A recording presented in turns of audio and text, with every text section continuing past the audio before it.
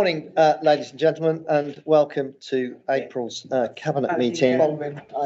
Item 1 is notice of recording. To just advise everyone that the meeting will be webcast for live or subsequent broadcast by the Council's YouTube site.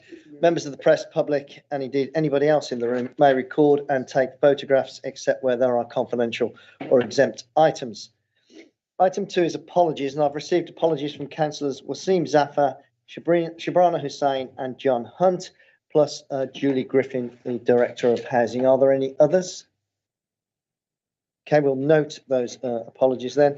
Item 3 is declarations of interest, and I need to declare an interest in respect of item 15 on today's agenda, job evaluation, pay and grading. The City Solicitor advises me that I can remain in the meeting and vote. Does anybody else wish to declare an interest?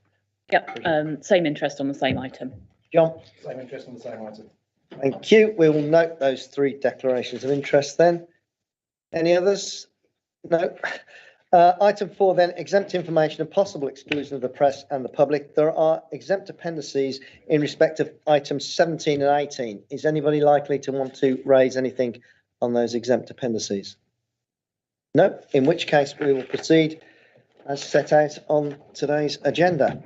Item 5 then is Digital City Programme and Roadmap. Bridget. Thank you. So you'll remember that we've brought forward previous papers looking at digital inclusion in the city, helping thousands of vulnerable citizens get online. And I think at the last meeting, we brought forward the paper on the digital strategy for the City Council.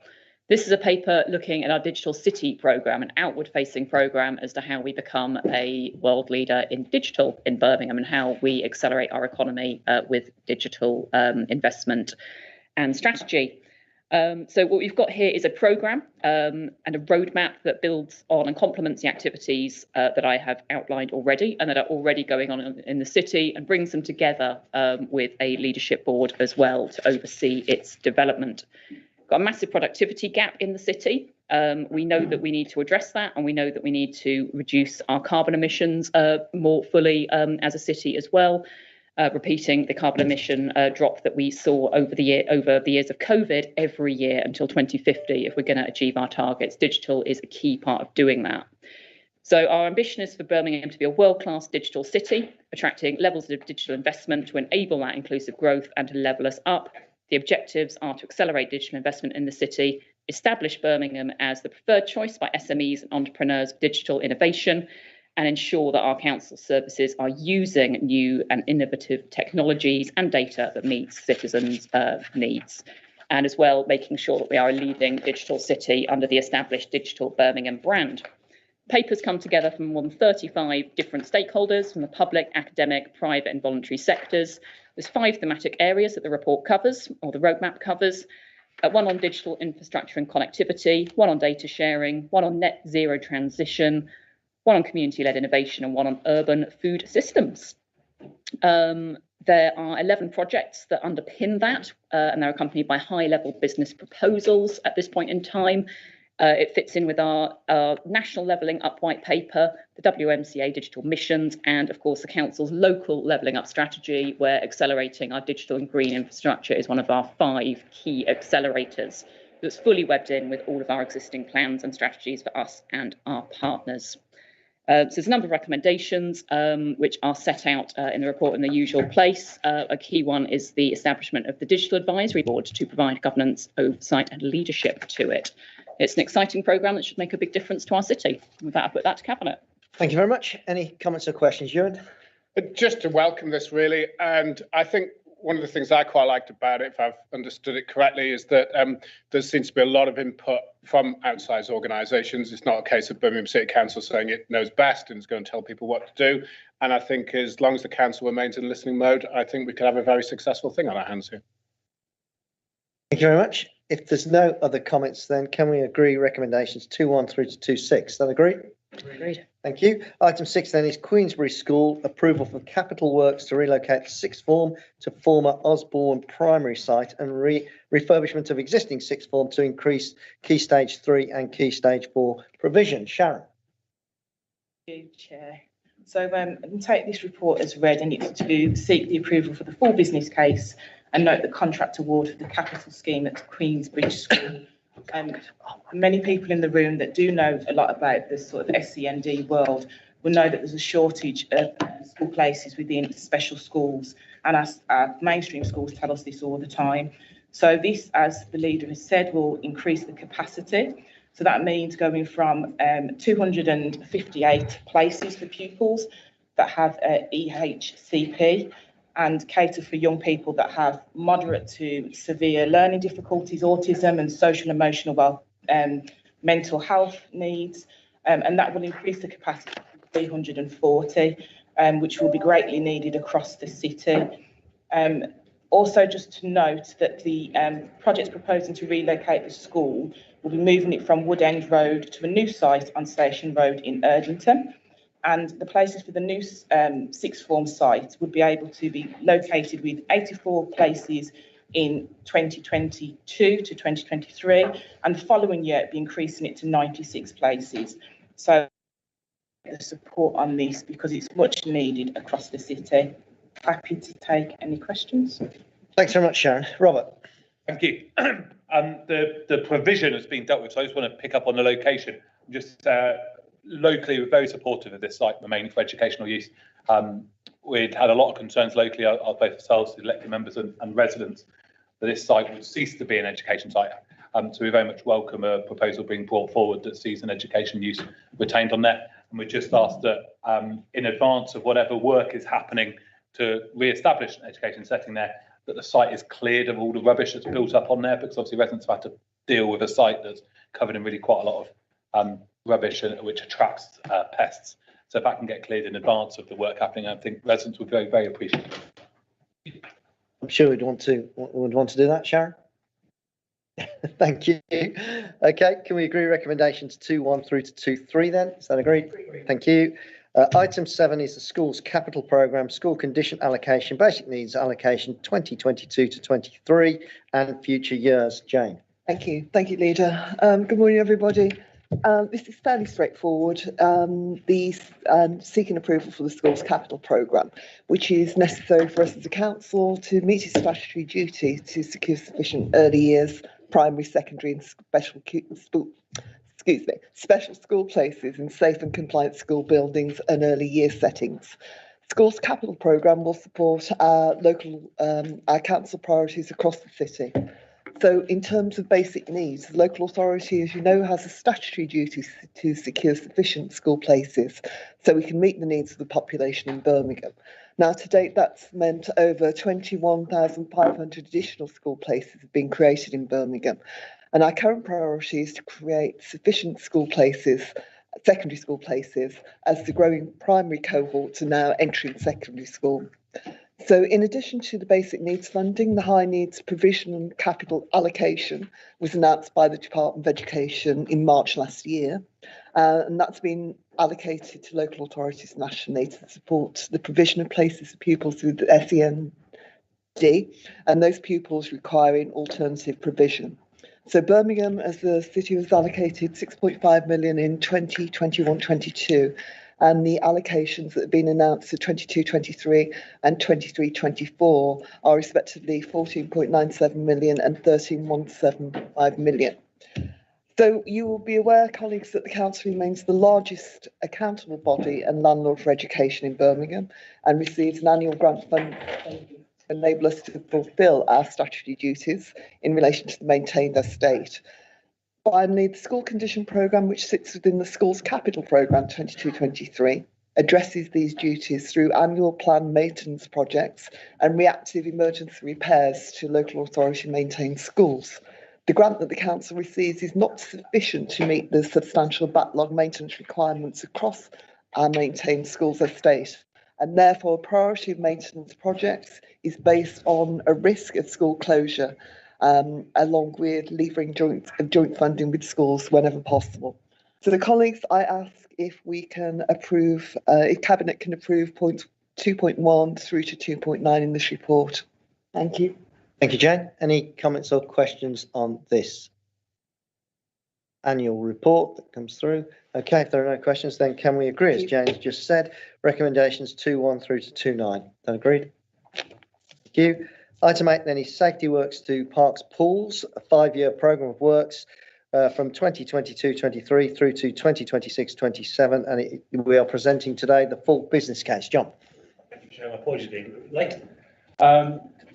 Dr. President, on detail, this work has to be carried out under our statutory requirements. Reservoirs that we maintain as a local authority.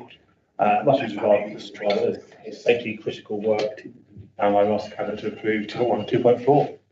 Thanks, John. Any comments or questions on this? Again, very straightforward. Okay, can we agree then recommendations 2.1 through to 2.4? That agreed? Agreed. Thank you. Item 9 then is the Birmingham Joint Health and Wellbeing Strategy, creating a bolder, healthier city 2022 through to 2030, and the consultation findings report. Bridget. Thank you. So this has been through the Birmingham Health and Wellbeing Board, who have spent a large amount of time coming up with their priorities, coming up with strategy, putting it through public consultation, workshopping it. A huge amount of work has gone into this report to create this vision for the next 8 years. There are 5 key themes in the strategy. We've got healthy and affordable food in our city, mental wellness and balance, active at every age and ability, contributing to a green and sustainable future, and protect and detect. There's also a life course approach, which is being endorsed by the Health and Wellbeing Board, which splits into 3 stages: getting the best start in life, living, working and learning well, and ageing and dying well. As I say, this has been through the Health and Wellbeing Board. A huge amount of work has been put into it, and thank you to everyone who has contributed from our partners and the public. And we've got in front of us is the final strategy for adoption. Thanks, Bridget. Any comments or questions on this? No, in which case can we agree recommendations 2.1 and 2.2? Is that agreed? Thank you. Item 10 then is the adoption of supplementary planning documents for houses in multiple occupation and large-scale shared accommodation. This sits in my portfolio. The report is to inform Cabinet of the outcome of public consultation on 2 draft supplementary planning documents, one for houses in multiple occupation and the other for large-scale shared accommodation. That consultation was carried out between the 17th of December 2021 and the 28th of January this year, and this report seeks authority to adopt both these SPDs, and they're attached as appendices 1 and 2 to the report. The SPDs have been prepared to provide detailed guidance to support the implementation of policies in the Development Management in Birmingham Development Plan document and the Birmingham Development Plan. They set out how the council intends to apply its planning policies in relation to HMOs and large-scale shared accommodation. I should remind everyone that HMOs do provide an important way of meeting the city's housing need, particularly for people on low incomes, young professionals, students, and the growing number of one-person households. However, high concentrations of HMOs can present a challenge to creating mixed, balanced and sustainable communities, and they can adversely impact on the residential character and amenity of an area. So policy DM11 in the DMB sets out the City Council's local planning policy on HMOs, which seek to prevent harmful concentrations arising and ensure that such development provides a high quality of accommodation. The HMO SPD provides detailed guidance on how each of the policy criteria in DMB 11 will be practically applied. And the SPD also explains what a HMO is in planning terms and identifies the circumstances where planning permission could be needed. Large-scale shared accommodation, which is commonly known as co-living, is a relatively new form of accommodation to Birmingham, where residents rent a room within a purpose-built development which has shared amenities and facilities. Schemes currently are mainly focused in London, but they are now emerging in core and other large cities, and the target group tends to be young professionals or recent graduates and singles or couples without children. Co-living is an intermediate and short-term form of accommodation. And as the market is untested in Birmingham, it's important that planning guidance is provided to ensure that co-living schemes create quality residential accommodation in the right places to support the policies set out in Birmingham's local plan and the council's objectives of creating sustainable neighbourhoods and better health and well-being for the city's residents. The consultation generated 125 individual comments on HMOs and 147 individual comments around large-scale shared accommodation. And the consultation statement is appended as Appendix 3 to the report. A summary of all of those responses in respect of HMOs is contained in paragraph 3.14 onwards, and in respect of large-scale shared accommodation in paragraph 3.21 onwards. Anybody, any questions? Robert? Thank you. And I'm sure that the Cabinet would welcome the legal officer advising whether or not anyone who rents a property has a who rents out a property has a conflict of interest or not on this policy, given it would impact potentially that market. Turning to the report itself, under 315, it talks about sites of where HMOs come up and loss of family housing. And it's right to say it can't mandate existing ones turning back in planning policy, but I do think it's something the council could look at having a statement around it supports or welcomes the reconversion of properties back into family housing where such applications come up. And of course, that is also reflected in the policy itself in 2.5, where again, it highlights you'd need planning permission to convert it back. But I don't think it would be unreasonable for the council to have a statement around it does welcome applicants looking to do such a reconversion back into family housing. Moving further down into 317, the report picks up about selective licensing scheme. I think it's all important to remember that won't be a panacea for the issue across the whole city, because of course the council's not proposing it for the whole city, it's only proposing it for 25 wards. So I wouldn't want to see planning relying upon that, because it wouldn't be effective in the other 40 odd wards in the city. Moving on to 3.2.3, the leader picked up about LSSA accommodation and I very much welcome the principle of restricting it to the city centre. I think that's a sensible decision. 3.31 picks up about a case-by-case basis. They'll look at whether or not there should be age restriction to 18 over. I would say I would urge the council to have another look at that as to whether or not under child protection grounds that ought to be on all case basis. The accommodation is restricted to 18 over rather than on a case by case basis.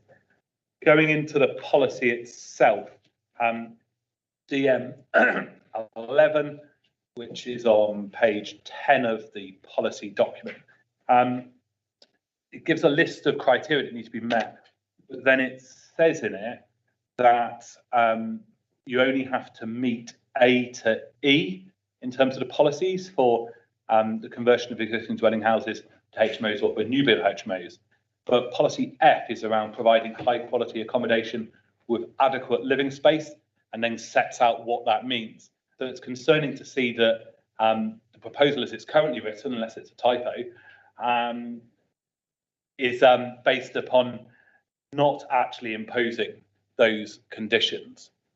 Because it doesn't apply that one, it only applies A to E, it doesn't apply F. So if we can get some answer about that, about why we're not applying the minimum room standards on those applications for new build or for conversion of family housing. Under 4.4, it talks about identifying residential properties and how each one will count, and it talks about one block counting as one unit.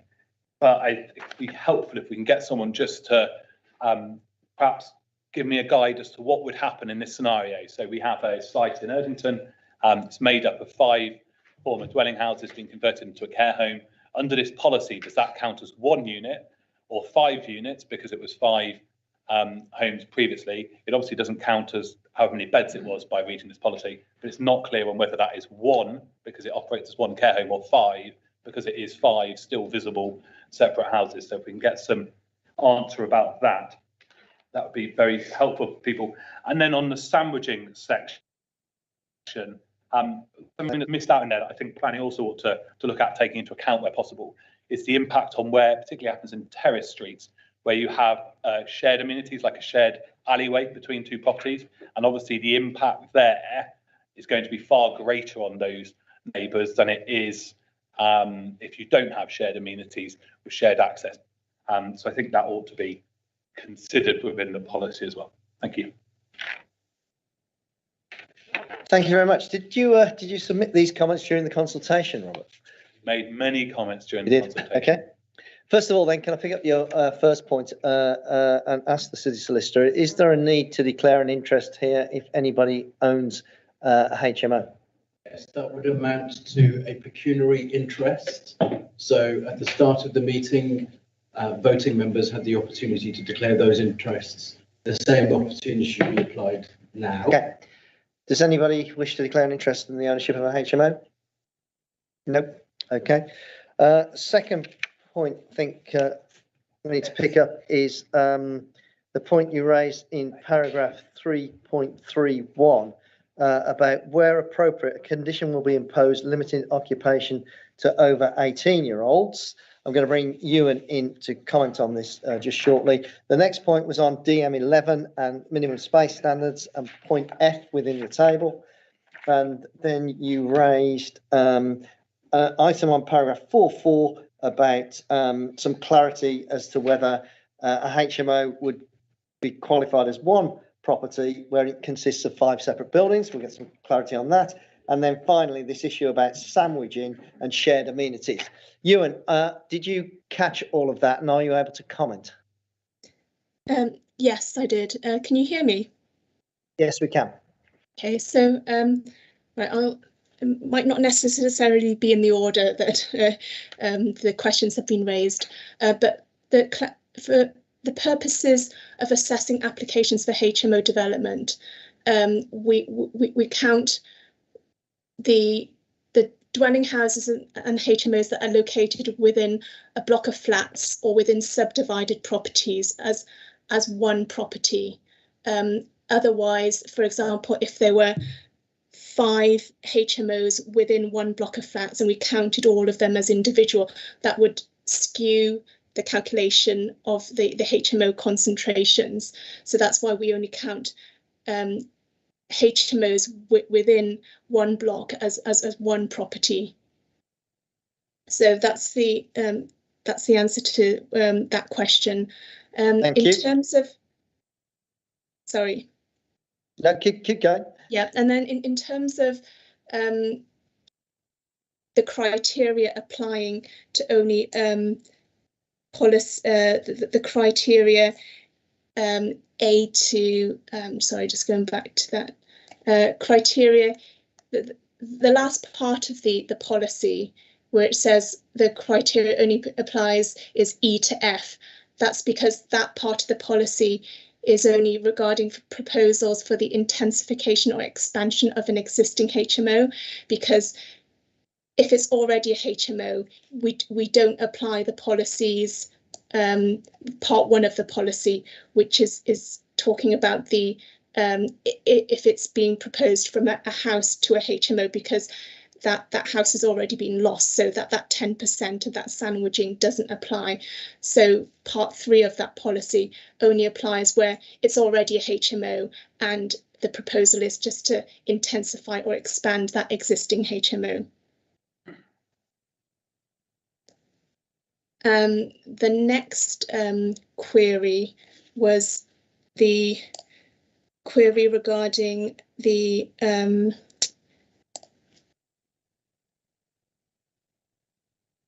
sorry, the next one, query Ewan, just to regarding help you out.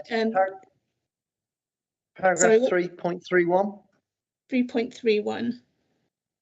And Okay. the penultimate bullet point, final line, it says, where appropriate, a condition will be imposed limiting occupation to over 18-year-olds. Councillor Alden was suggesting that there ought to be a blanket restriction on people under the age of 18 rather than the words where appropriate. Yeah, we had sought legal advice on this, and our legal advice had suggested that, you know, this was what he proposed was an appropriate condition could be imposed on a case-by-case basis, but yeah, it could be considered that a blanket restriction could also possibly be the way as well. But this is just reflected what the advice that we had been given. Okay. And then in the SPD itself, the final point, I think, was the approach to sandwiching and shared amenities. Yep, so the approach to sandwiching is set out in detail in the SPD itself. So where there is an alleyway, no matter what the size, that won't be that sandwiching would still apply in those cases. So we have removed the width restriction in the original draft of the SPD, and yeah, followed basically the suggestion that width restriction should be removed. So whether there's an alleyway of 2 meters or whether there's an alleyway of 1 meter, it would still be counted, well, not be counted, but it would be ignored basically, so that sandwiching would still occur even if there was an alleyway in between those houses. Thanks, Ewan. That's clear. I think Councillor just wants to come back on DM11 though. Robert. Yeah, thank you. Apologies. I probably didn't explain myself clearly. So on DM11 in 4.1, it says all the criteria A to E must be met to create a new HMO in a dwelling house or a new build. So that would mean the policy is not taking into account F, which is the minimum space standards, the communals, room size, the washing facilities, the amenity space. So is that correct? The policy for the creation of a new HMO does not take into account room standards or amenity space, etc. No, that it should take into account the amenity standards. Which paragraph were you referring to in the SPD? That's 4.1 in the policy. So is it meant to say A to F rather than A to E? 4.1 in the policy, okay. 370 in the pack and page 10 on the policy, if that helps. Okay. Bear with me a second.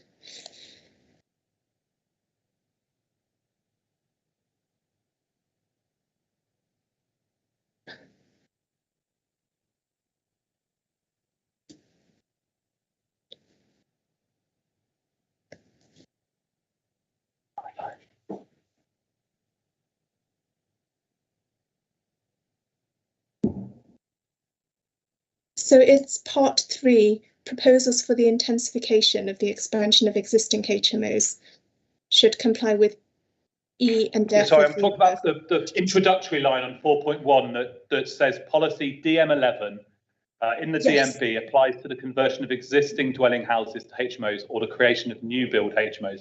All the criteria A to E must be met. Okay, sorry, I can see that now. Yeah, that is a typo. That should be A to No F. problem at all. Easily happens. If I can just flag clarity on one other thing. So you said on 4.4, the example I gave about the 5 properties, it would only count as 1. Can you just confirm if that is also the case for when you're looking at the residential numbers within 100 metres? So if a block of 5 houses only counts as 1, will it also only count as 1 when you're working out the density? Obviously, otherwise, 1 out of 1 is 100, but 1 out of 5 properties is 20%, even though all of them are being used for that use. So I just want to make sure both sides of the equation are being treated equally. Yes, that's correct. Thank you very much.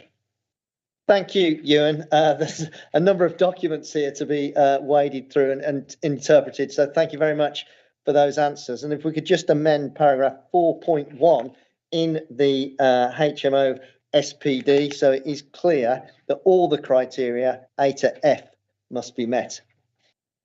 With that amendment to that document, can we then agree recommendation 2.1 on this report? Is that agreed?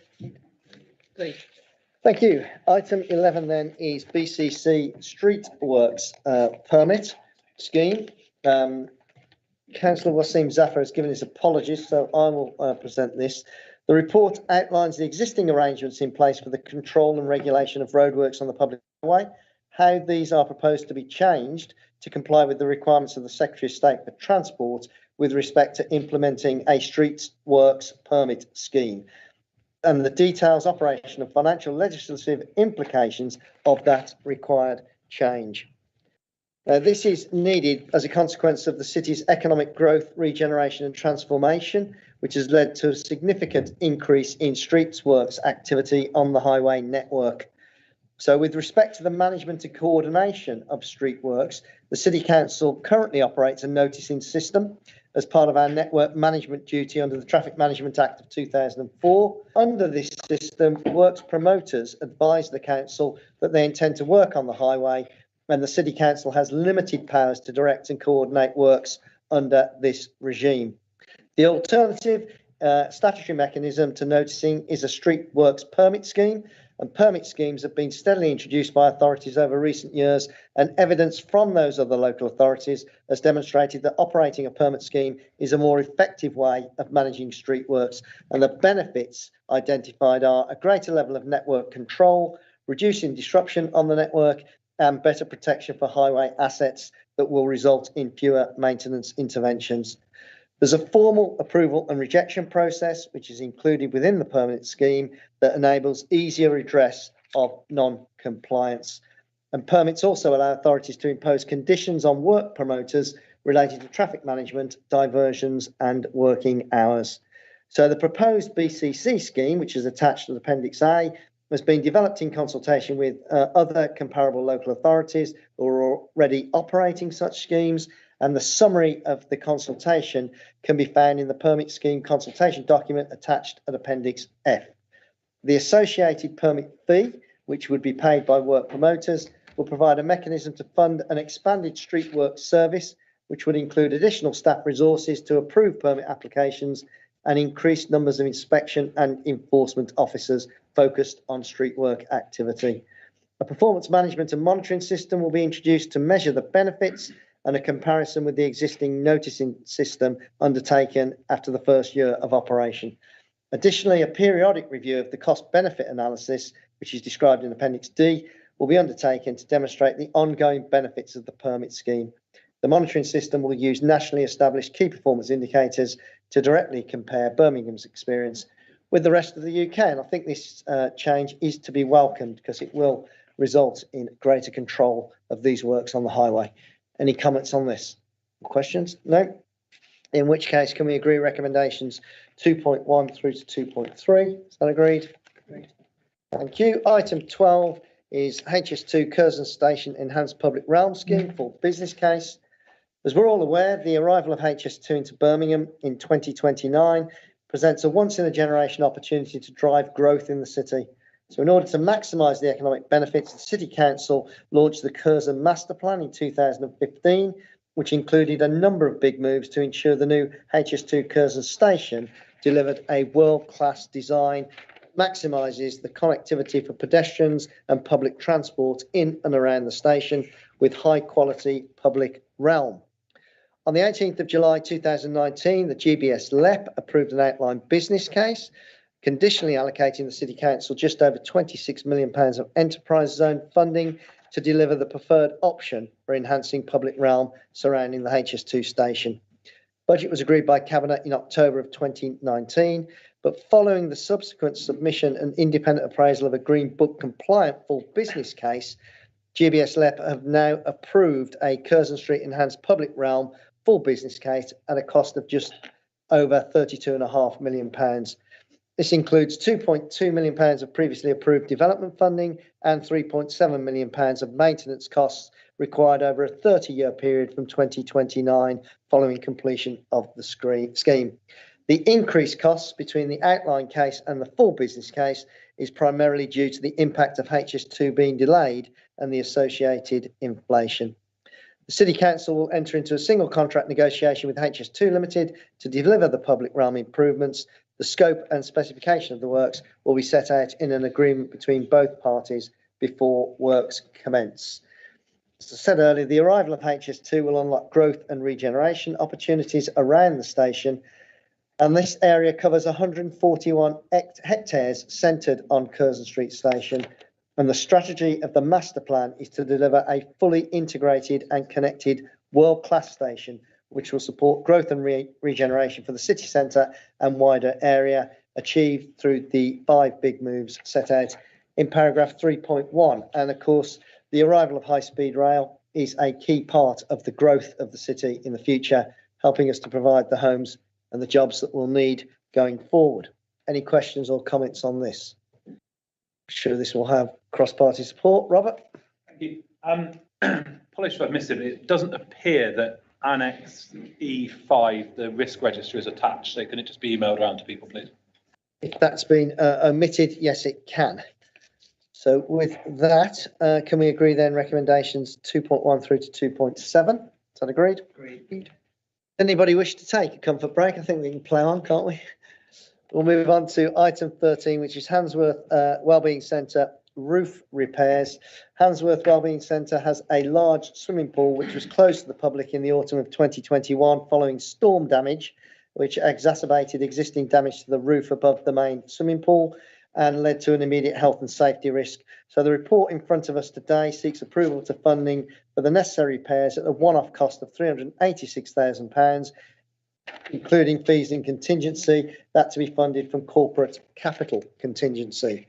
Now, in addition to those works, it may make sense to extend the project to include applying a waterproof covering to the remainder of the roof to avoid further potential repair costs at a later date. This covering would come at an additional cost of £129,000. It will require a professional evaluation, and in order to not delay the start of work on site and the reopening of the swimming pool any longer than is needed, Cabinet is asked to delegate authority to the Managing Director of City Operations to explore if extending the project in this way would be cost effective, and if so, to delegate the authority to order the additional work. Anybody wish to comment or raise a question on this? No, in which case, can we agree recommendations 2.1 through to 2.5? So agreed. Thank you. Item 14, replacement of Quimborne Community Centre roof. Tristan. Thank you, Leader. This is fairly straightforward, quite evident in the report. This is a request for capital spend of some £323,000 for the repair of the Quimborne Community Centre roof. But of course, happy to take any questions. Thank you. Any comments or questions on this? No, in which case can we agree recommendations 2.1 through to 2.3? That agreed. Thank you. 15 is job evaluation, pay and grading. Again, we've had 3 declared interests on this, but over to you, Tristan. Yeah, this is obviously a very important step forward for the organisation in terms of our HR service and a significant project which will take place over a number of years. So I think it's recognised that the grading structure at the moment is unwieldy and doesn't do its best in terms of staff retention. And it's not reflective of the complexity of work undertaken by our workforce. And this has been evidenced by recruitment campaigns and exit interviews. This is a lot of our work will be focused on feedback from our staff. And it is expected that implementing a robust pay structure will both mitigate future equal pay risk, but also ensure there's a more appropriately targeted salary in line with market rates, reducing resilience on contingent labour, which, as we've discussed many times, significant costs, somewhere in the total of around 80 million for the organisation. And therefore, this is a significant step forward in terms of us helping reduce that. My final, obviously, there is funding in here to allow backfill for trade union colleagues to support this work. I think it's very important. I'd like to place on record my thanks to those trade union colleagues who continue to work closely with the authority to improve and support this process as we move forward to a new pay and grading structure. Thanks, Tristan. Ewan? Thanks, Ian. Yeah, there was some declarations of interest, but they didn't actually say what they were, which sort of was a question. There's 2 questions I was going to ask, but the first one was: has any of the cabinet members received directly or indirectly via their CLP any funding from any of the unions that are in these negotiations, and therefore does that add a pecuniary interest? The second question is not related to that, so whether you want to answer that. Let's check that out then first with the city solicitor. So if anybody has received a donation in respect of the election that's on Thursday week from a trade union, do we need to declare an interest? Be and should be on your register of interest. Yes. And so it would be appropriate to declare that. It doesn't prevent voting on this item. So can I just be clear there, Satinder? Do we need to declare an interest if we received a donation from a trade union in the past, or just in respect of the election on Thursday week? That's for the election of this period, isn't it? So 2018 onwards, I think, is the it applies to both those scenarios. Okay, in which case then I think there's going to be some declarations of interest. I'll start with myself. I will declare an interest in respect of Unite, Unison and the GMB. I've not received any funding for previous elections. I've been promised some for this election, but not yet received it on the GMB. John? Yeah, I'm also awaiting a donation from GMB. Anyone else? Tristan? Yeah, received some in 2016 from Unite the Union, but not subsequently. Okay. GMB member, and I have waste like John. Any financial support for this year? I'm not knowingly received anything so far. I'm a GMB member, but I've received no donations from any union this election or previous. John? And same as others, a member of GMB, and waiting a donation. I haven't received it, I haven't read it yet. Ewan, could I thank you for drawing that to our attention? Is that a pecuniary interest? I was going to ask. Thank you all the same. Yes, but they can pay. It would be a pecuniary interest. If it's a donation is a financial sum, it's a pecuniary interest.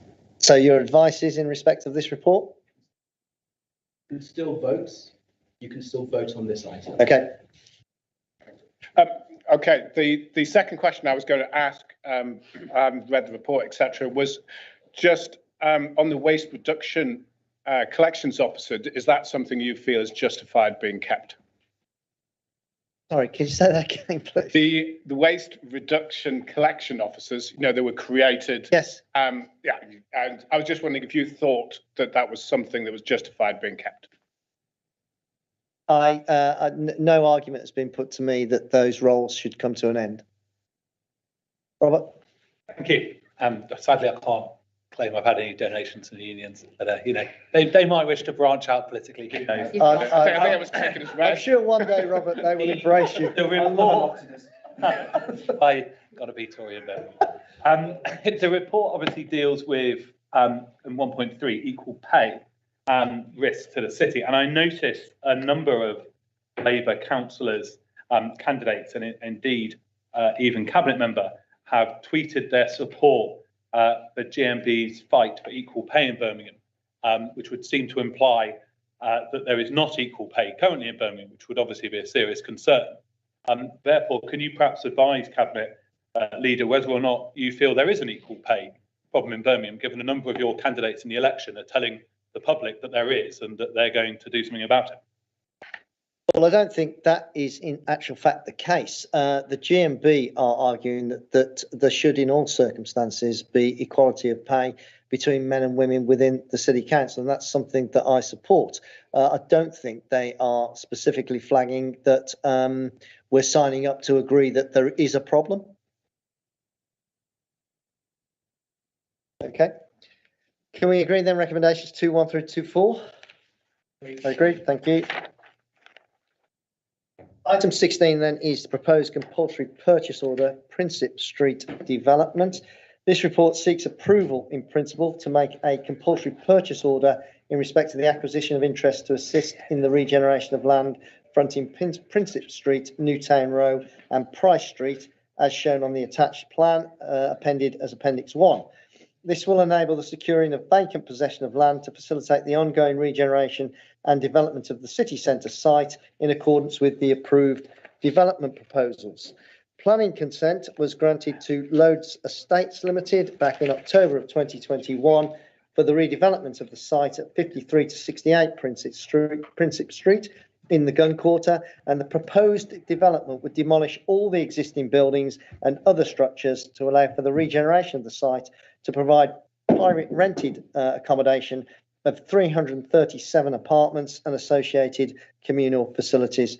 The successful redevelopment of the site is essential to the future regeneration of the wider Gun Quarter area of the city centre. The implementation of the planning approval will deliver significant regenerations benefiting the Gun Quarter and the city centre through the proposed provision of the new residential properties that will not only bring greater economic use back to the site itself, but will also provide a catalyst for further growth and investment into the Gun Quarter. The developer has made significant progress in acquiring on a voluntary basis the majority of interest in the site required to facilitate the development. However, the developer has been unable to acquire a pair of two-storey residential properties 61 and 62 Prinsip Street, which are currently let as HMOs. So noted your comments on the earlier report, Robert. The rest of the site is ready for development. Compulsory purchase is therefore essential in order to secure all the land needed for the approved development scheme to proceed. Without acquisition of the remaining interests, the development will not occur in a timely manner, leaving the site and buildings vacant and the area in an increasingly rundown condition. Any comments on this? Okay, thank you. Can we agree then? Oh, sorry, I missed you. That's okay, thank you. Just to say that I think this seems to be exactly the sort of site in the right location inside the ring road where this sort of development should take place. So I very much support it. Also welcome the council using its CPO powers to help enable it. Thank you. I welcome your agreement of development in the city centre. Can we agree then? Recommendations 2.1 through to 2.5. Is that agreed? Thank you. 17, contract award for renewal of various insurance policies. Tristan. Yeah, thank you, Leader. This is it's an update on a previous report, but suffice to say, as an organisation, we obviously require substantial insurance policies. Those listed in detail in 2.1, which companies will be procuring them with. The reason for this report coming is there has been a significant cost inflation on what was contained in the previous report. In December report stated it was something 16.5 million. Going out to market, the estimated total is now some 18.1 million, hence the need to return to Cabinet for approvals. Thanks, Tristan. Robert. Okay, just to really flag, this is a real example of why we need to make sure procurement happens in a timely place, because if it had happened when it originally should have, that would have been pre-COVID, and the insurance would have come in significantly lower and would have been locked in at a lower price now. Any comment you want to make on that, Tristan? No, other than pre-COVID was a substantial number of years ago. I mean, I am obviously. Two accountants in the room, and that's the procurement should have taken place before that point. You look at the papers. We agree to disagree, but yes, obviously we always aim to do timely procurement within the organisational constraints in which we operate. Thank you. Can we agree recommendations 2.1 and 2.2? Agreed. Thank you. 18 then is planned procurement activities, May 22 through to July 22. Yeah, let me just get to the right page. But obviously, this is the standard report, and I'm sure with much relief will be noted this is the final time I'll present the. No. We've all had such fun. But I obviously welcome any questions, and obviously, as usual, if there are specific items, I will endeavour to either get an answer in the room or feedback later. Yes, there's increasing interest in this report every month. So I'll start with you, Ewan. Well, thank you very much, and I'm sorry this is our last go at this, Tristan. Vehicle hire, vans, minibuses, tippers and trucks is the section that I'm looking at there. Under the section on this procurement, it says it will assist the council's commitment to net zero, and it says all vehicles hired under this agreement will be compliant under the council's clean air zone policy and criteria. The thing is, though, that the CAS targets NOx, not carbon. So under the CAS, ironically, you're better off with a petrol with a Cat 4 petrol than you are with the Euro 5 diesel. So which would have a higher carbon emission. So they're two different categories trying to do two different things. So one won't help the other. And just lack of electrical vehicles. I think we've said this before, Manchester and other councils are doing it. There might be areas that, there are certain areas within this with going sort of care line service, etc. Going to see elderly, vulnerable tenants where probably electric could be something you could drop in now rather than using the diesels on it. Thanks very much, Ian. Thanks. Robert? He's picked up. Oh, he's picked it up. Can I bring Rob in if that's all right? Certainly, we are looking at all types of alternative fuels, including electric vehicles across all of our fleets within the City Council. We're also looking at hydrogen-powered vehicles as well. So our replacement fleet will include all types of alternative fuel vehicles. I shouldn't have asked two together, should I? Because you get one answer and not the other one. But obviously on the other item there, you know, just to say that where it says about the clean air zone policy, that is just targeting NOx, isn't it? It's Yeah, NO2, yeah. Yeah. Okay, we'll note that. Can we agree their recommendation 2-1? Is that agreed? Thank you. Item 19 is appointments to outside bodies, and there's one this month in respect of School Governor Nomination Committee. You're asked to agree that Councillor Mike Ward be replaced by Councillor Debbie Harries on the East Birmingham Local Partnership Delivery Group. Is that agreed? Thank you. Item 20 is other urgent business. There's one item notified, which is the Ukrainian Resettlement Support Scheme. John. Thanks, Leader. And apologies to everybody for the late tabling of this report, but I'm sure we can all appreciate the urgency with which we've had to move. And I know that Graham Betts and Richard Brooks, both of whom are Graham's in the room, Richard's on the screen, contacted the party leaders and others yesterday to explain the background. Obviously, the situation in Ukraine resulting from the illegal invasion by Putin and the aggression that's created continues to escalate. And we're now seeing huge numbers seeking refuge in other countries, including here in the UK.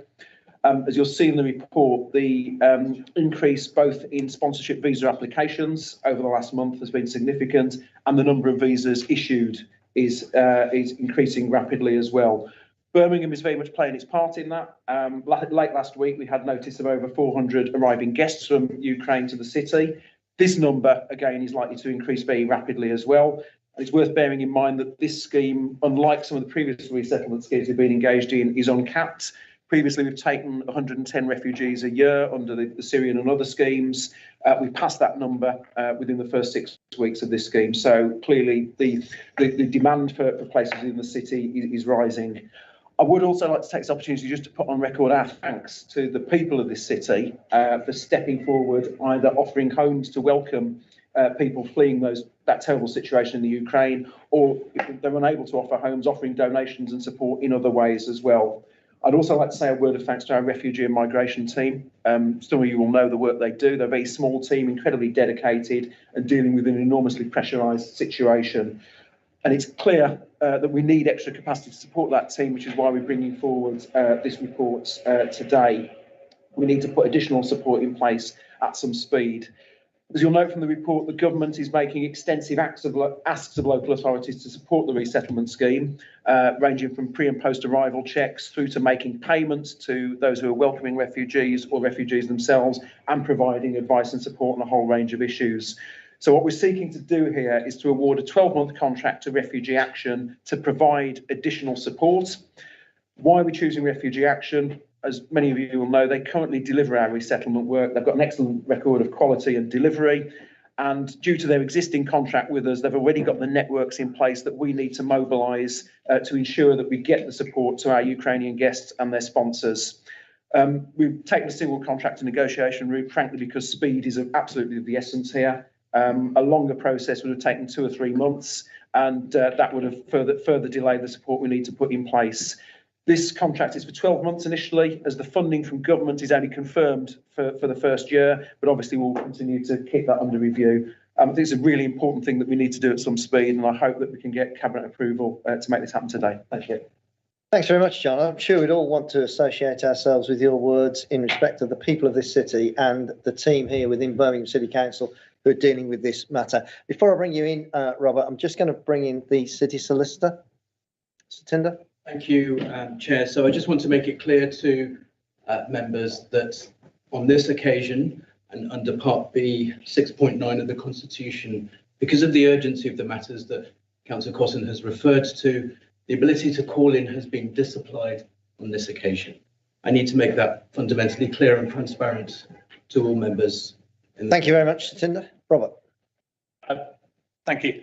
Yeah, I think on that it probably would have just been as easy just to have a word with the 3 group leaders. I don't think anyone was going to call it in anyway. Okay. So in terms of the comments you made, yeah, absolutely agree, echo what John said about that, both the council staff, the work they've done, and also the people across Birmingham, once again, showing that best of Birmingham spirit. So very much echo those comments. Also totally understand in this circumstances the need to do an expedited process. I did just have one query, which I raised when officers briefed me yesterday, and they said they'd hopefully be able to get an answer today, which is understanding we can't do a full process. Why did we not choose to just get 3 quotes? So at least we had some idea of price and quality comparison, rather than just literally getting 1 quote and then going with that. John, or shall I bring in Richard Brooks? I think Graham Oh, sorry. has the answer to this one. Sorry, Graham, I didn't see your hand go back there, Graham. We have looked into this, but even a shortened process would still take a minimum of 30 days to get it moving, which, given the circumstances, we feel it is just a bit too long, really, because we need to be getting on with this. There's enormous pressure building up in the system, for ourselves and for obviously people who are trying to move here in the family. So I did feel that even 30 days is just feels too long. Yeah, I would agree with that. We don't want any delay on this, Robert. We absolutely wouldn't want delay. Just confused at how we get 30 days. It presumably didn't take 30 days to ring up Refugee Action and get a quote. Graham? Well, that's if we did the shortened process, it would take in excess. Sorry, I'm not asking us to do a shortened procurement process. I'm saying the process we did with Refugee Action, which is presumably ring them up and get a quote. Presumably we could have done that to 3 organisations. Maybe someone would tell me that wouldn't have been legal, but presumably we could have done that to 3 organisations just to get an idea of comparison. I think that's the problem. The minute we step out of what we can do, it gives us a problem we need to check.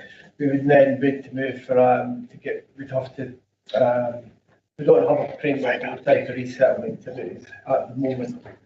So that's why we then set up a framework, and that's what we do. It takes the time and quite a lot of capacity realistically. Yeah, and as I said earlier, we need to act with some speed in respect of this. Okay, can we agree then, recommendations 2.1a through to 2.1f? That agreed? Good. Thank you.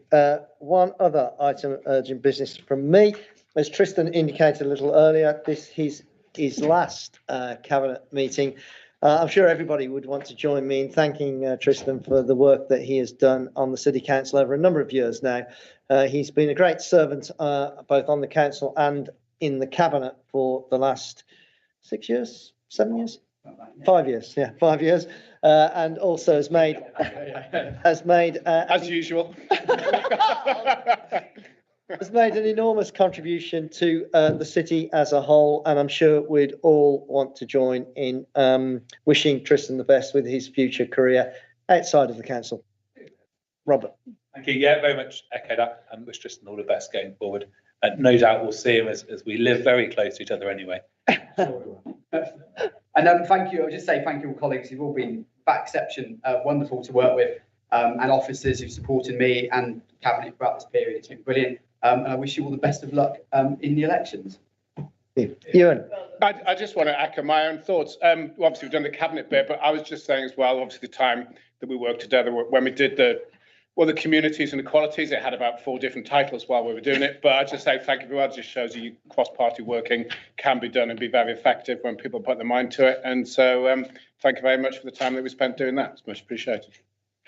Thank you. Anybody, any other item of urgent business? No, in which case, thank you all very much.